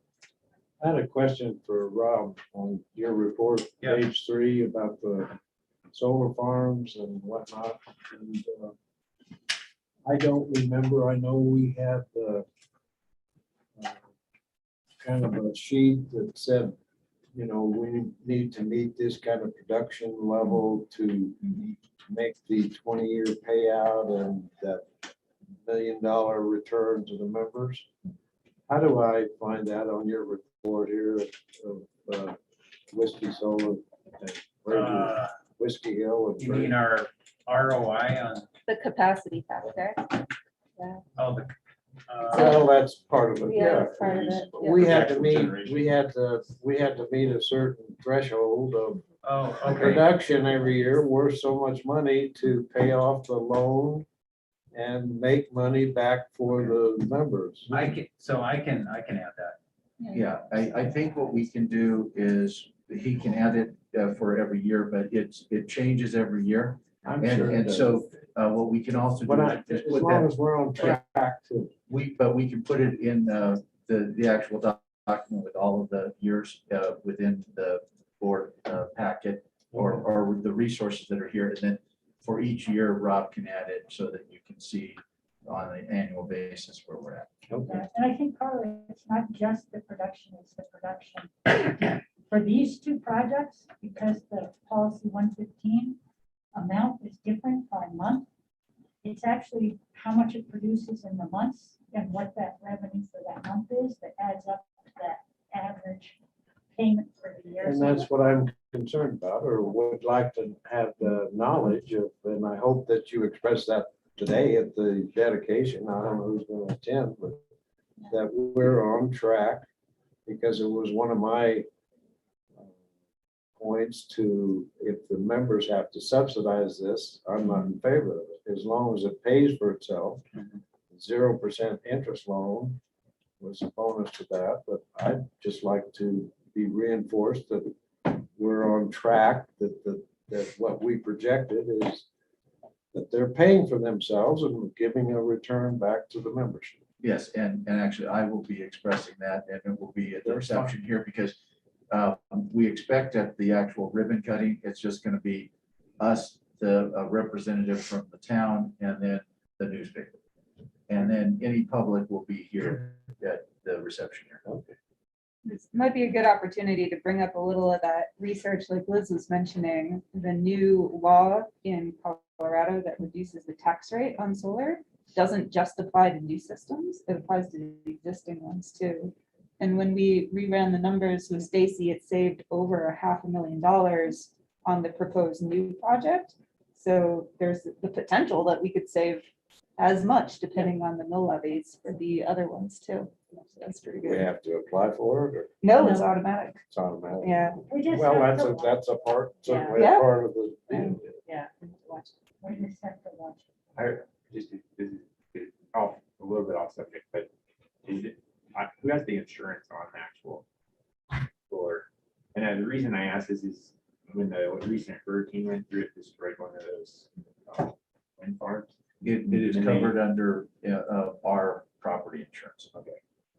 So is it only gonna cover the, let's say we have a hail event or something, which doesn't happen that often here, but if there was a hail event, is it covering the production that's lost also, or just the panels? So that was the debate with these wind things was, Yeah. one of the companies had it insured, so they had production also included, and the other wasn't. And that's just what they were saying. I don't know beyond that, but I thought. Yeah. Good point. Federated They were down to 6 months. Federated insurance coverage is not what I would consider to be the best. Yeah. And I do know that it covers the property with loss. There is a business continuity piece of our insurance as a whole, but I do not know that it would cover the loss of production from the solar. I will find that out and get that information to the board. No, I just thought, I heard that on, I think it's NPR, talking about this. So I thought, part of their small scale, heard that. Right. Any other questions, Bills? Okay, open forum, associated reports. Dick, you got anything? Western United had another record-breaking month. The Board approved patronage of 9.56 million.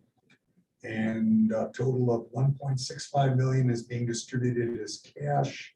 And the checks and certificates should be coming within the next week. I don't know whether we received it. Not yet. Not yet. Not yet. And basically, we got a 6.8% return on our 2021 purchases. That's how it was distributed. So they're doing fine. They have no problems other than trying to get their St. George, Utah site built. They're running into, government is so busy with the population growth and people buying, they're having trouble getting a lot of their permits approved. So things may take a little longer with that new facility. Aside from that, nothing. I don't recall whether I sent this to everybody or not. If not, I will. I'll have to check my emails. It's been a fairly crazy week, so I just received this the other day. That's all from Western United. Liz?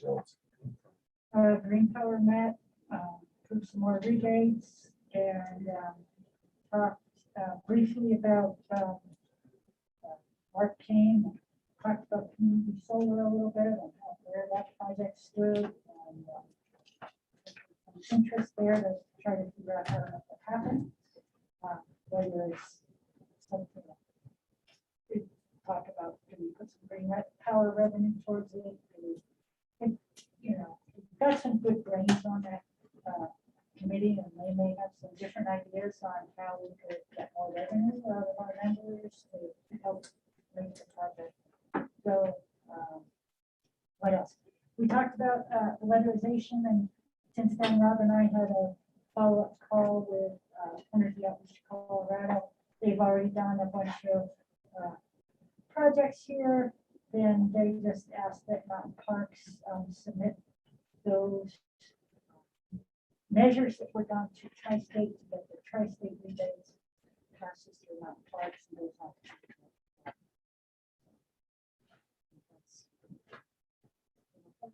Liz, can I ask a question? Yeah. So the solar project, and we talked a little bit about having members buy in with the community solar piece of it. So you're talking about possibly selling it at a higher rate to get revenue for possibly if it's more expensive to Well, offset not the cost. necessarily. I would say we have an opportunity. I talked to Mark a little bit about this. Is, you know, the price we're putting this array in per watt is quite a bit less than someone if they were to put a rooftop Oh, installation in. you. So there's a delta there. How do we use that delta to help make this That makes project go? Okay, thank you. So it's more of that. Yep, okay. And then how does that, what does that look like to the member and why would they be interested? Yeah. So. Did you talk to them as well about the idea of performance insurance? We didn't really talk about that, and I think we have time over the next month or two to kind of get the list together and bounce them off everybody. But yeah, why don't you just throw the performance? Yeah, so the idea here, so Mark and Stacy had said last month that they needed to get to a certain capacity factor of the system in order to make sure that we break even or make money. It sounds like the company may be willing to offer that, but perhaps at a slightly lower rate than 26%. So I went through and just calculated, what do you need in order to break even given the new tax credit? Long story short, you need about 24% capacity factor. Looking at our existing systems data, the Fraser system was at 23 last year. That does include some of the performance issues. Walden is doing great at 28% capacity factor. So it sounds like we're right around there. So one idea I brought up with Liz is, well, gosh, every 1% difference amounts to about $9,000 a year in terms of production value. That is within the realm of Green Power's annual budget. Would they be willing to step up and say, you know, we'll offer a performance guarantee, you know, that make sure you get to that 24% or whatever is necessary to make you whole. So that was what we had talked about. And the last number that was presented to us by ISI was 26 is what they would be willing to guarantee. Well, they did? Oh, Yeah. I hadn't seen that. Okay. They have not put it into an agreement because we Okay. don't have an agreement with them. But that's what Oh, good. what Jeff had said that their engineers were willing to do. Now, because they're now changing panels, they will go back and calculate what they're willing to do. But we had initially told them 28 because that's what their That's what estimate they told was. us, And they yeah. said, well, we looked at it, we could do 26. And Their numbers reflected 24% last I got, Yeah. so that's good. I'm at 24% as well, break even. Yeah. Is it still, even with the panel switch manufacturers, it's still like double sided? I don't know that. The Canadian ones are double-sided, as well as I believe the Chinese panels were as well. It's just the voltage. Yeah. of the panels are- So when they say. We don't know. There's a manufacturer in Canada. No, there's a company that sells solar panels and they are Canadian with an EN at the end. That's the manufacturer. There's a Chinese solar And- company No, no, that calls no, themselves. So I was wondering- So the name of the company is not Canadian. Okay. It is a manufacturer based in Canada that actually builds the solar panels. And it's not a company that is based in Canada that's buying panels from somebody else. That's No, I mean, brilliant. I'm that's- surprised there's not a Chinese company called American. Well, So to actually, say American made. There may be, you never know. a trivia question is, after the war, items that were made in Japan were not seen as favorable here in the United States. So there was a town in Japan that changed its name to USA. Oh, gosh. And so it was made in Oh, USA. gosh. There's somebody sits up there. I like. Anyway, that's very helpful. All right, thank you. Mr. Finn, could you talk about the FEMA Yes. state fund? Yeah, so interesting concept, and I appreciate the CREA actually putting this together and pulling a lot of the co-ops together around Colorado. Actually, Wyoming did a really good job of pulling this together to get some of the FEMA funds. And collectively with the co-ops in Wyoming, they were able to put together a hazard mitigation plan. So this doesn't necessarily encompass just wildfire. This can be wildlife, this can be landslides, this can be heavy snow loading, this can be ice storms, things of that nature. And yesterday we met with the state and had a good discussion on that. And the state is really asking us to align our goals with their goals, you know, to be able to put that hazard mitigation plan together. And I am on the committee now to work with these other co-ops to collectively put together this hazard mitigation plan to try to get some of this $78 million. The state is, I've had enough work with FEMA in the last couple months that state wants to make that easier for us to get that money. And so if we align our goals with theirs, they're promising that, you know, we'll be able to get that money more readily available to us. So it'll be a great way for us to pay for our fire mitigation, our wildlife mitigation, and do it together with other co-ops too. So I'm not going out and trying to just do this on our own, if that makes sense. So pretty excited about the program, and thank CRA for kind of, you know, spearheading it and bringing it forward. So Glad they got you on the committee. yeah. How is the FEMA stuff going with our fire? Yeah, no, What it's, process is that going? It's still going though? it's still going, and there, you know, it was, if you were on the call with me Monday, it was almost like me and saying, show me the money, you know, because I'm getting to that point now where I'm like, I would love to see some dollars now. We put in a lot of work into this, and I know Stacy's understanding that we want to close some of this stuff so we can look at the books. We've got a lot of information to them right now, and now it's in the review process. It's in their, They're sending me back to me, and I'll run out and take another picture. So understand that this is all tabletop inspections, so they're not sending anybody here. The gentleman I'm working with is out of New York. And then our inspector takes the pictures that I sent him, the drone footage, the data, you know, that we gather. And Stacy has Bethany, and then Craig is putting a lot of effort into it too. And we're getting there. I just want to see some dollars.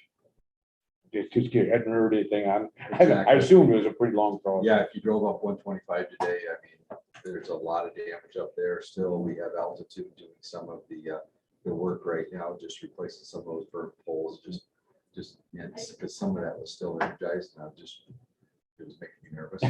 Yeah, and then the rest of it will actually get underground, so that's good. Good, thank you. Mr. Vol, you got anything? No. Kristen? Two things. One is anybody going to the Energy Innovation Summit? Okay, fantastic. Are there class options There as is. well? And Okay. you can go, if there's a virtual option. And is there a preference on, are we coordinating under one? Ticket If you or- want to register, if you let Michelle know, she can register you before the conference. Super. Sorry, for what? Innovation Summit. Energy Innovation Summit, October 11th, and I'll probably go to the classes if there's any I need for my And I think CCD. the classes are on October the 10th. Yeah, Saturday and Sunday. Sunday, okay, yep, Saturday. all right. And we have an invitation as well for a free ticket to the November 16th Energy Solutions Summit. So when figuring out the tax stuff, I had reached out to Mike Kruger, who's the executive director of the Colorado Solar and Storage Association. He's putting on, it's a virtual summit, so it'd be Zoom. So if we want to send a representative to that, it could be a good opportunity to hear kind of about the latest trends, pricing comparisons, and I think they'd like somebody from us because we're, I guess, kind of perceived as a leader among co-ops, given our Electrify Everything program. So there's a request if we do have a staffer available to that we take advantage of that ticket. Yeah, if you will send me that information, I will make sure that we have somebody there. Cool. Michelle, you need help with that? Carl? So I don't know if you heard, the River Rock has changed their menu, so some people won't be able to order what is on the list, and I apologize, I don't know everybody, so I guess I'll start with, yeah, I know just. You can help her, Michelle. So this is the menus there on the back side. Yeah, What is available. I apologize. Thanks. No, that's okay. We can pass it around. Yeah, we'll Bring pass it back to around. you. Yeah, thank you. Is it marked with?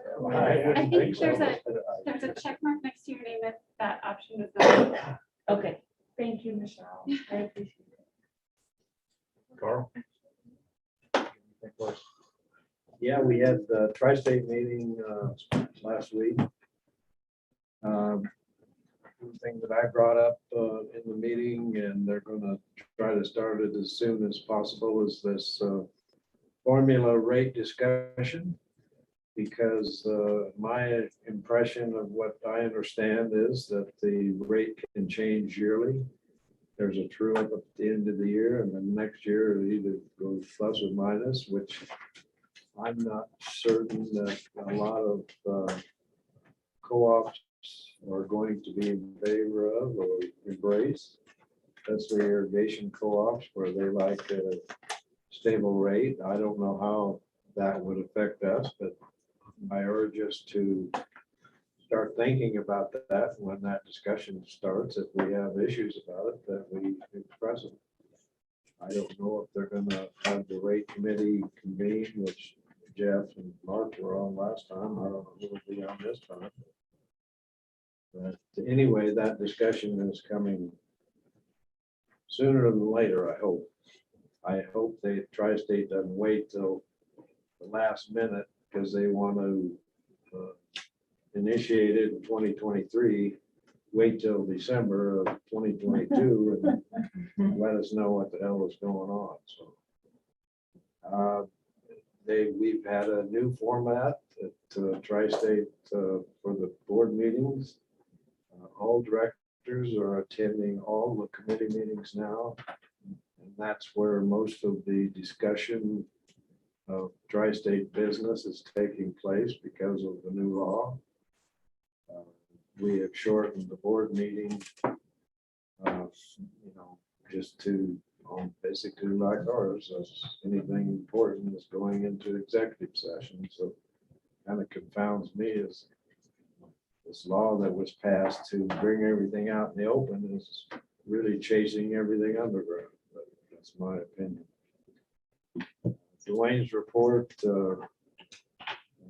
he thinks that tri-state, FERC is trying to push this buyout method through fairly soon because there's a lot of co-ops around the country that are watching this case. And whatever they decide here is going to set a precedence. Language for the community assistance money, the stranded asset was supposed to come out of Ag Committee, and I haven't seen it the afternoon of September 9th. So I don't know what that language is or how, if it's what we can utilize or not. EPRI made a statement, found that a nationwide clean air standard is like Colorado has, is not possible. And their reasoning was is the supply chain is not there for the same reasons that Mark just brought up about the community solar. There's not enough manufacturing to produce enough solar panels and wind power to have a nationwide clean air standard. FERC made a ruling and allowed California to take power that's passing through California owned by other states. In other words, now I think it affects Arizona and Nevada the most, is they are using power lines running through California, bringing power from the Northwest down to them. Well, FERC just made a ruling that allows California to hijack that power and never get it to Nevada or Arizona. So I'm sure there'll be repercussions over that. There's not enough cost reduction currently at Tri-State to make the 2% rate reduction in 2022 effective without deferred revenue. There was a lot of discussion amongst the director of utilizing it all just to have the rate reduction and basically taking it down to zero. So I don't know what'll happen there. There's been a new organization started. I imagine Kristen and Liz are familiar with this, started by La Plata, called Next Gen, formed to adopt a new co-op model. All co-ops that have exited their G&Ts are funded by Guzman. Jessica Matlock has been appointed chairman of this Next Gen organization. Senator Hansen is leaning to start a new RTO, which is not possible in the time frame of 2030 of the Colorado issue, and he is advocating that the West form a brand new RTO, which would probably take 10 years to accomplish, and at the minimum, with all the computer technology and people to run it and everything. So Tri-State and others are trying to push him towards going with an existing RTO like Cal ISO or Southwest Power Pool. Santa Isabel has started a program called Empower, where a member can get heat pumps, etc., and all that kind of stuff, and the co-op will arrange it to be installed, and then they will do on-bill financing. I don't know much of the particulars about the program, but it might be something you can speak to or might want to look into. At one of the managers' meetings, they discussed it. It is similar to Electrify Everything, except they're actually getting private financing, so banks, and they're doing different tranches of financing for it. And there are variable interest rates based on a number of factors. I was supposed to get the information from their CEO, and I have not gotten it, so I will reach back out to him to get information that I can provide to the board about their program. A little context about that. So there's a push to have a IOU program where IOUs have to do on-bill financing. We already do a version of that with our tariff-based Electrify Everything program. So I think we're golden. But so Joe, my husband, sometimes listens to the Tri-State meetings now that they're open to public law, and he relayed that Tri-State also wants to do some kind of on-bill financing program, which is interesting because they don't actually have the relationship with the end use members, right? But I thought that was interesting that Tri-State brought that up as something they might want to be interested in looking at too. Well, Did you that say was there- expressed and brought up at the meeting, but Tri-State expressed, and I tried to answer you back in your Yeah. email, but they, just as what you said, they don't have an end relationship with the consumer, so they would rather leave that to the co-ops Yeah, to handle and still offer the rebates and incentives, electrify everything and the rebates on the water heaters and all that. And the new program is coming out here too shortly about what they're gonna change in that program. Yeah, the other thing related to the San Bill program is that they are not just offering it to their members. They happen to have an IOU that borders them. And they are, because Empower is a separate organization, technically, they are offering the same type of benefit to the IOU's members or municipal members if they happen to have a municipal utility that borders them. And so it is co-op member specific. So Okay. they offer it to everybody. thanks. Chris, did you say there's a push to mandate the IOUs to provide on-bill financing? Or authorized, I'm not sure if it's mandated or Yeah, but authorized, either probably way, depends do you- on which. what's- advocates Who's sign the it. push come from? I heard about this through Solar United Neighbors, but I Yeah, don't know who's behind the because- push. I don't know, Jeff, I don't know if it's just the CRA attorneys group that I've heard this for years now, talking about, oh, we should try to run a on-bill financing legislation to allow it, and like, it just, we keep, We did. we keep getting it from CRA saying, no, we're not ready. for it." Yeah, well, we tried Oh, it. you did it. We tried it in, not last year, but the year before. And Yeah, the banks said the that. bankers and trial lawyers basically kind of killed it, and the sponsor was not willing to go against the bankers. Because they give a lot more money than cost.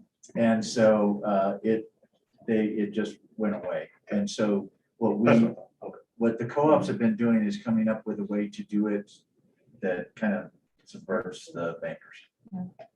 Anyway, Yeah, we are not a bank. We are not doing Yes. on-bill financing. Yes, we provide financial assistance. Julie Taylor. Yes. Carl, is anything else? Justin? CRA, I just wanted to thank everybody who was involved with the Grand Lake meeting, Grand meeting. Scott and Don did a great job with the presentation. I think everybody had a good time, so thanks, everybody. It's us probably a lunch, Mark. Emergency business, which I don't believe we have any. Anybody have any emergency business? Basically, anything that we want to talk about that was not on the agenda. Old business. Old business? No. Any new business? DC fast charger grants out again, 35 grand sitting out there for a charger in Walden. Get it done, Carl. We don't have a need for a Mountain Park Services meeting? And Gets us. And before we make the motion to go into executive session, which we can then go into when we come back from lunch, I do want to give an update with the tri-state funds that they provided, I think it was about a year and a half ago, to encourage electric charger infrastructure. We had worked with the Resort of Winter Park to put in, I believe it was 12 or 14 level 2 chargers. That is hopefully going to be completed by November. We've had a number of conversations with them. Recently, they came back and indicated that the cost was going to exceed the $45,000. And because they took over the project and the resort is running the project, I instructed staff to communicate back to them that they're responsible for the overrun. So I just wanted to let the board know that. in case someone from the resort gives one of you a call. I thought they already had those in the ground. Some of them. No, some of the work has been done. They have the actual chargers warehouse somewhere. But there is some final work that's gonna need to be done to actually connect them, install them. Where they're going specifically? They have one of their parking lots where they are putting 4 indoor. four in the indoor parking garage and the other 10 are in one of the outdoor parking lots. Presumably the pay lots. I believe so. I Okay. don't remember the names of the lots, but I think it's the one closer to Winter Park. Yeah, that makes sense. Are they paid? Yeah, they started charging for, oh, yeah, are Well, the chargers pay? Or is it the- just covered by your? Initially, when we had the conversation, they were not going to be pay. So that you could come, plug in your EV, go ski and come back and then drive your EV home. We don't know if they have changed their plans. Maybe it's part of your season pass, you can get an EV charge. Yeah. They are level 2 though. So Yeah. it's not. Yeah. So All day would it charge you part of that? yes, Enough to get them. well, hopefully someone wouldn't drive up without enough charge to get back home, but Well, In there's a big fast charger and. Yeah. And there's a Tesla fast charger up in the. All right, so we need to get in an executive session. Do we have everything listed here? Or do we have something else? it is listed on the call to order. Under the agenda, the written agenda, it doesn't list everything. Should we state that out loud for Yeah, legal purposes? somebody, And I think that you could, and I will just put that out there as a suggestion, that you could do A and B, basically those topics, and that covers the other topics under them. What's B? Sorry, B's just on the written. On the Employee call to order, benefits. B is employee benefits, A is, Oh. is review of employee housing committee recommendations. And C, which is comments on. The FERC, yes. Clerk and it's All right, I'll move to go into executive session to discuss the recommendations of the Housing Committee, employee benefits, and developments in the tri-state work filing. can you add one more to that? Mhm. GM evaluation. And the GM evaluation. Got a motion? Can I get a second? Second. A second, all in favor? Aye. Opposed? Okay, we're